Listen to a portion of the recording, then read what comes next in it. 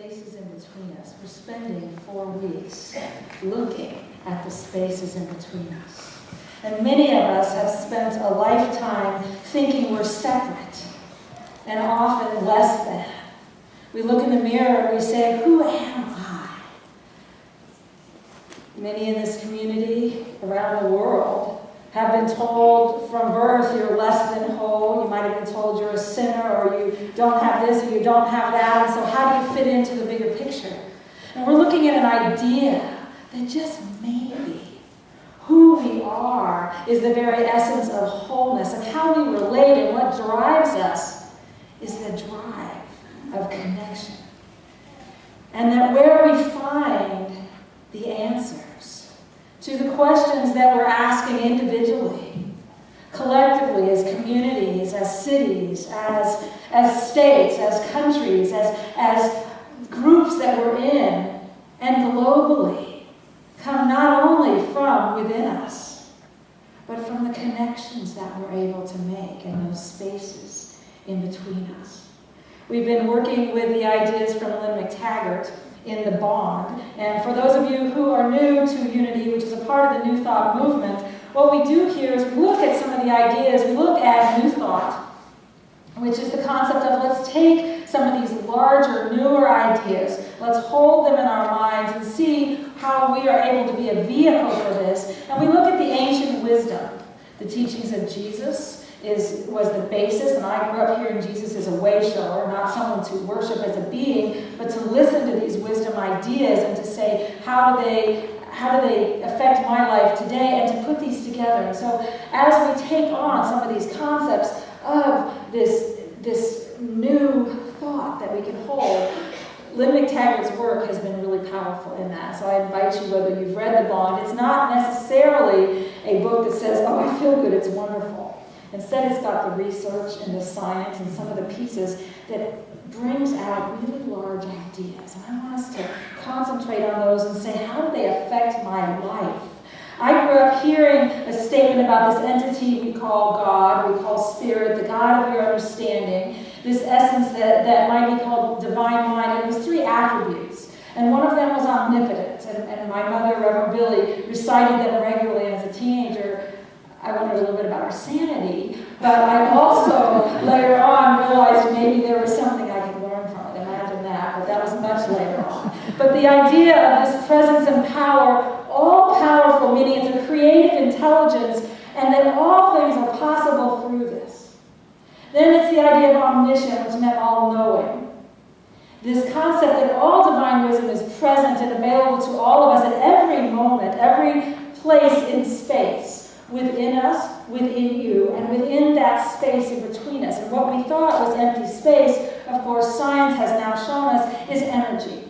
And it's a vibration of energy. And we choose how that vibration is within us and how we relate and where that level is, but it's all about the movement. And then it's this concept of literally being omnipresent, which means everywhere present. There is no space where spirit is not, where God is not, where this energy of creation is not. And so if I'm in my life and say it's not here, then I've missed the point, because it is. At every moment, at every present space, all that we need is present. And so it's our opportunity to move into that and to realize who we are in a different way, in a larger picture. Lynne McTaggart, in her book, The Bond, says, nevertheless, the notion that competition and who we are as a being to compete, and we're here to compete against each other, is a fundamental, that competition is a human fundamental urge, made no sense to me from a scientific perspective. I write about frontier science and the latest evidence from many disciplines, from neuroscience and biology to quantum physics, and it suggests that nature's most basic drive is not competition, as classic evolutionary theory maintains, but wholeness. I'd seen a good deal of new research demonstrating that all living beings, including human beings, have been hardwired to seek connection above virtually any other impulse, even at personal cost. Nevertheless, our current paradigm, as provided us by traditional science, maintains a view of the universe as a place of scarcity, populated by separate beings that must turn against each other in order to survive. We have all simply assumed that's life.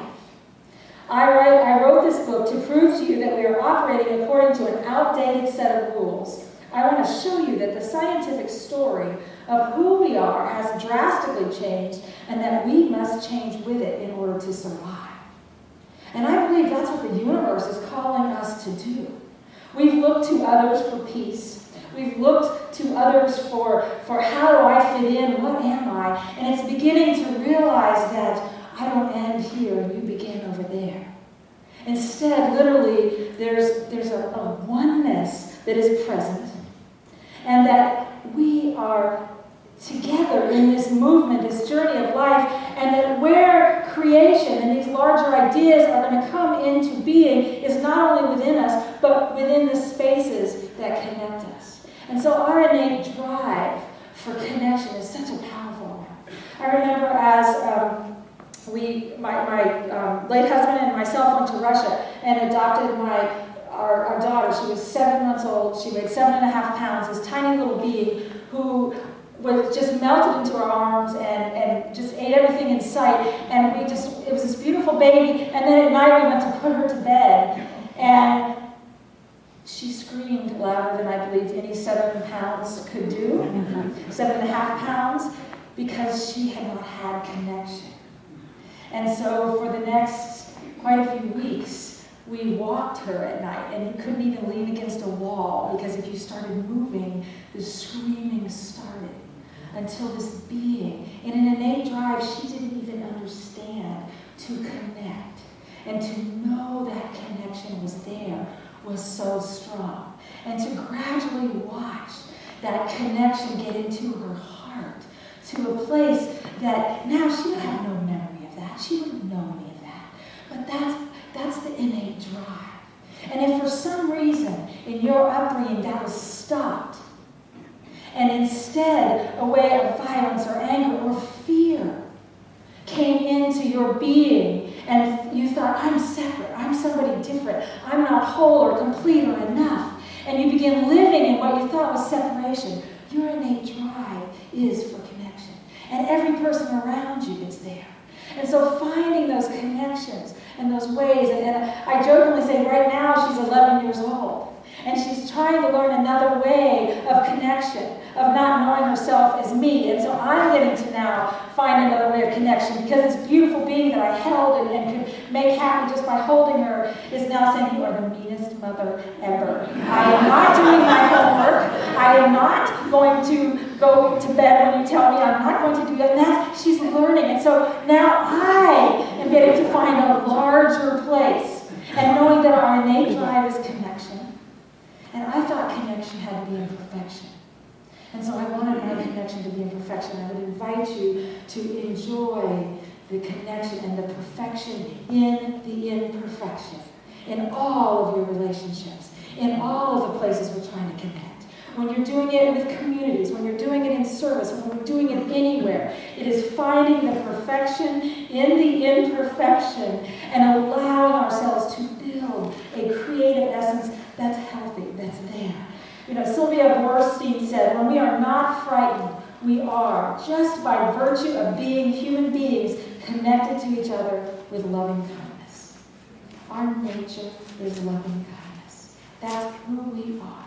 And our nature is to connect on a level of love, of peace. And you know, it's interesting looking at it, and in her book she talks about the gang members in Watts, and the gentleman who has worked with them on finding that connection. And they found a connection through violence. And as he painstakingly taught them a way of connection, of getting honest, of listening, of being able to speak in respect, speak in honoring each other. And it took years. They were able to find a common ground and create something larger. It's not perfection at this point, but for 12 years, they experienced a stop in the all-out war, and the way they connected and knew their identity was through violence.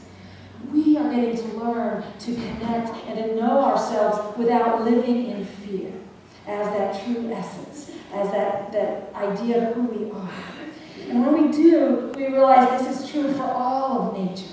It used to be believed that animals would only connect with who they were. And it was fascinating to see these stories. And one of them had said, if you read a recent front page story of the San Francisco Chronicle, you would have read about a female humpback whale that had become entangled in a spider web of crab traps and lines.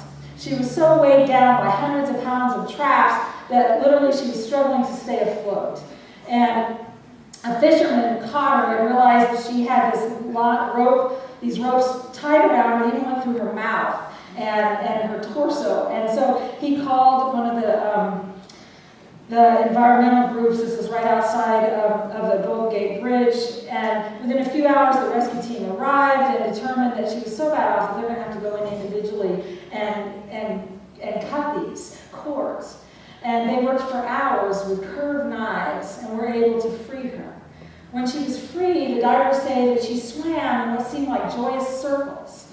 She came back then to every diver and one at a time nudged them, pushed them gently around as she was thanking them. Some said it was the most incredibly beautiful experience of their lives. And the guy who cut the rope in her mouth said her eyes were following him the whole time, and he'll never be the same. Now this is our innate urge. It's easier sometimes to see it in a whale because it doesn't talk to us.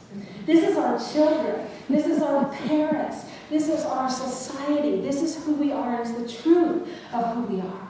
And so if we're listening to the news that gets stuff from drama, or we're listening to the worst of the worst, or what are the appearances out there, we're forgetting that the innate nature is this drive for connection, this drive for wholeness, and who we are as beings of spirit are creations of love, of the essence and the energy, this creative impulse. We are here to create. We are here to agree. We are here to give. And I want to look just a little bit today at this idea of born to give.